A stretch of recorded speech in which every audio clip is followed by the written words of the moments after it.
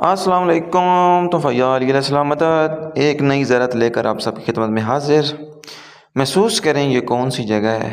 جی تو ناظرین، یہ باغ ہے مدینہ منورہ میں جو امام موسیٰ کاظم علیہ السلام نے خود خریدا تھا، جس کی وجہ سے اس باغ کا نام بھی باغ امام موسیٰ کاظم علیہ السلام مشہور ہو گیا۔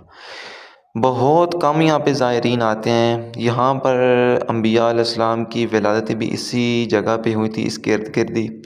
اس باغ سے نکل کر ایک مقبرہ ہے امام موسیٰ ابن رضا علیہ السلام کی والدہ بی بی نجفہ خاتون کا، ان کا مقبرہ ہے۔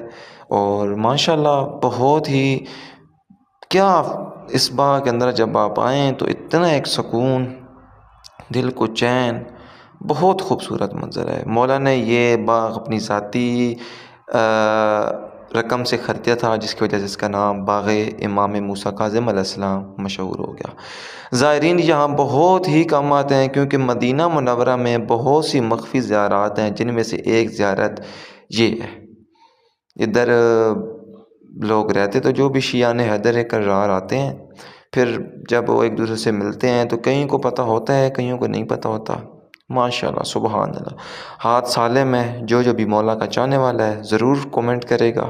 ماشاءاللہ سبحان اللہ۔ ویڈیو کو شیئر کیا کریں تاکہ زیادہ سے زیادہ مومنین مومنات گھر بیٹھ کر سب زیارت کر سکیں۔ اللہم صلی علی محمد و آل محمد۔ بہت ہی پیارا منظر ہے۔ یہاں پر ائمہ معصومین علیہ السلام بھی رہا کرتے تھے۔ اس باغ کی بھی بہت ساری روایات ہیں۔